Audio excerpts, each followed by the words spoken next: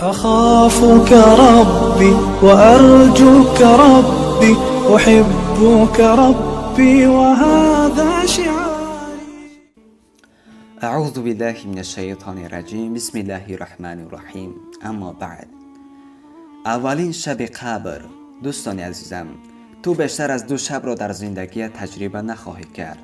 یکم، شبی که با خانواده و دوستان در خنده و شادی و در تنصیحاتی، در خوشی و سرخوشی به خنده هستی.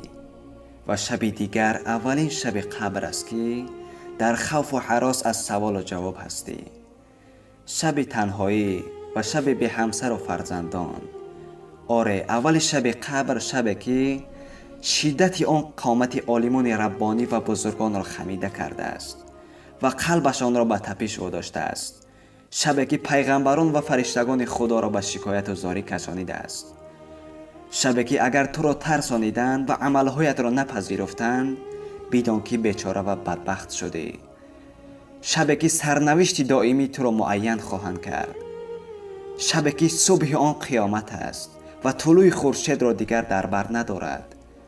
در حدیث می آید اگر شب کردی به انتظار صبح مباش و اگر صبح بیدار شدی به انتظار شب منشین. اولین شب قبر شب وحشت و یا شب راحت است. شبی که دیگر برای تو مؤذن برای نماز صبح اذان نخواهد گفت. دیگر از ندای الصلاة خیر من النوم، یعنی نماز بهتر از خواب است، خبری نیست.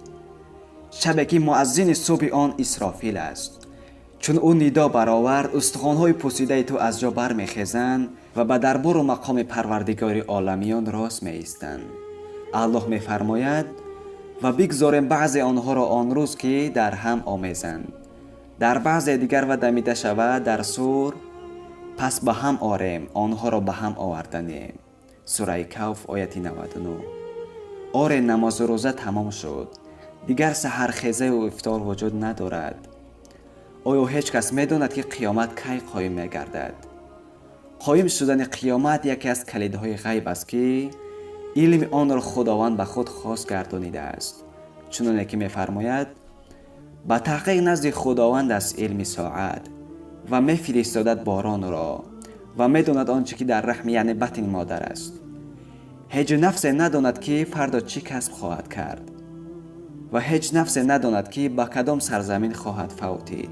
سوره لقمان آیت 34. تو را از ساعت سوال نمایند که چه وقت از لنگر پرتافتنی آن، قائم شدنی آن، بگو علم آن همان پیش پروردگار من است و آن را در میعاد خود تنها او روشن سازد.